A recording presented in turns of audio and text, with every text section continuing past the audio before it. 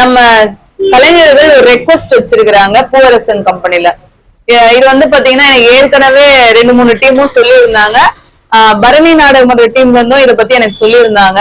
என்னன்னா இதுக்கு முன்னாடி எல்லாம் கிராமத்துல திருவிழா அப்படின்னு சொன்னாலே 2 சைட்ல டியூப்லைட் கட்டிட்டு மேல 2 குண்டு பல்பு போட்டு அது வேற கொடையும் மாட்டிடுவாங்க, அழகா இருக்கும்.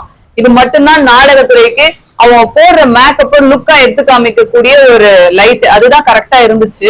இப்ப காலப்போக்கத்துல பாத்தீங்கன்னா எல்லாருமே வந்துட்டு இந்த போக்கஸ் லைட் எடுத்து போட ஆரம்பிச்சுட்டாங்க. இது வந்து நம்ம கச்சேரி ஆடல் பாடல் அதுக்கெல்லாம் போட்டா கொஞ்சம் நல்லா இருக்கும். இருந்தாலும் ஸ்டேஜையும் பாத்தீங்கன்னா இப்போ ஒரு ஆடல் பாடலுக்கு போடுற மாதிரி நாடகத்துக்கும் நல்ல ஃபுல் டெக்கரேஷன் பண்றாங்க. காரணம் என்னன்னு கேட்டா அந்த ஊரு பெருசா இருக்கும், நம்ம இன்னும் நம்மளுடைய கலைக்கு இன்னும் நம்ம நல்லா எக்ஸ்ட்ரா பண்ணணும் அப்படின்றதுக்காக கிராம மக்கள் ஒரு ஆர்வத்தோட தான் அதெல்லாம் பண்றாங்க. அதெல்லாம் நினைக்கும் போது சந்தோஷம் தான். இந்த போக்கஸ் மட்டும் பாத்தீங்கன்னா அதுலயே வந்து 2 விதமா போக்கஸ் லைட் 2 கலர்ல இருக்கு. ஒயிட் போக்கஸ் வருது, எல்லோ போக்கஸ் வருது. எல்லோவாச்சும் கொஞ்சம் பரவாயில்ல. ஒயிட் வந்து பாத்தீங்கன்னா நைட் ஃபுல்லா அவங்க ஆட்ட ஆடிட்டு வந்தாங்கன்னா மறுநாள் காலையில அப்படியே கண்ணு ஃபுல்லா ரெட் ஆயிடுது. ஒரு அரை மணி நேரம் நின்று பார்க்கவே முடியாது. இப்ப நாங்களாச்சும் 1 மணி நேரம் 1.5 மணி நேரம் தான் ஒரு நடிகர்களும் மேடையில இருக்கும். பெட்டி மற்றும் மிருதங்கம் பாத்தீங்கன்னா அவங்க ஸ்டார்ட் பண்ணா 11 மணிக்கு 10-11 மணிக்கு உட்கார்ந்தாங்கன்னா 6 மணி வரைக்கும் அந்த லைட்டு தான் அவங்க பாத்துட்டு இருக்கணும். அப்ப அவங்களுக்கு இன்னும் நிறைய ப்ராப்ளம் வரும். அதனால இப்ப தம்பி தான் அதை ஞாபகப்படுத்தினாரு, கோபி தம்பி. இவர் ஏன்னா அவரு கண்ணு ரெட் ஆயிட்டு இருக்குது, அதை வச்சு இப்ப எனக்கு ஞாபகப்படுத்தி அக்கா பிளீஸ்கா கொஞ்சம் சொல்லிடுங்க அப்படின்னாரு. அதனால என்னுடைய சகோதரர்கள் நீங்க எல்லாரும் இந்த போக்கஸ் லைட் முடிஞ்ச அளவுக்கு அவாய்ட் பண்ணுங்க. எக்ஸ்ட்ரா கூட லைட்டுங்க ஏன்னா எதிர்க்க கட்டி விடுங்க, இல்ல நம்ம அந்த எல்லோ போக்கஸ் கூட கொஞ்சம் தொலைவா கட்டி விடுங்க.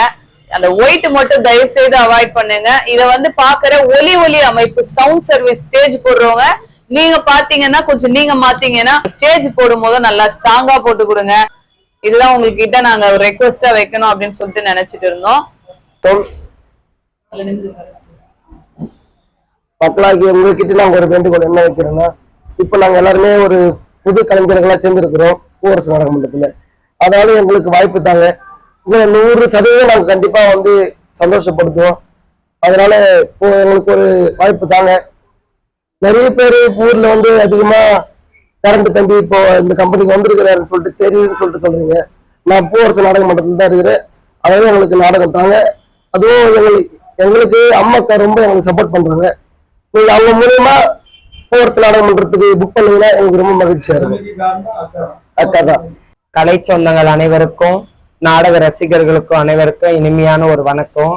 இந்த வருஷம் வந்து பூவரசு நாடக மன்றத்தில் தான் நான் இருக்கிறேன். என்னுடைய பேர் சிவன்யா. கமெண்ட்ல வந்து நிறைய பேர் கேட்டிருந்தீங்க சிவன்யா கரண்ட் எந்த கம்பெனில இருக்கிறாங்கன்னு சொல்லிட்டு. இப்போ வந்து நாங்க பூவரசு நாடக மன்றத்தில் தான் 2 பேருமே இருக்கிறோம். பூவரசு நாடக மன்றத்துக்கு ஆதரவு கொடுங்க, ரொம்ப சிறப்பாக நடத்தி கொடுப்போம். நீங்க எதிர்பார்க்கிற அளவுக்கு உங்களுக்கு எந்த கதை வேணுமோ, புராணமோ இல்ல நாவல்ஸோ, நீங்க எந்த கதை எதிர்பார்க்கறீங்களோ அந்த கதையை நாங்க சிறப்பான முறையில் நடத்தி கொடுப்போம். மக்களாகிய நீங்க எங்களுக்கு அனைவரும் ஆதரவு கொடுங்க. அது மட்டும் இல்லாம உங்களுக்கு நன்றி சொல்றேன். நாங்க எல்லாம் ஒன்றா இருந்து இன்னைக்கு வந்து சந்தோஷமா இருக்கிறோம். ஒரு தொழிலுக்கு போறோம்னா நாடகத்துக்கு போறோம்னா இதுக்கு முக்கிய காரணம் அம்மாக்கா. அம்மாக்காவாக்கு ரொம்ப நன்றி சொல்றேன். அக்கா ரொம்ப நன்றிக்கா.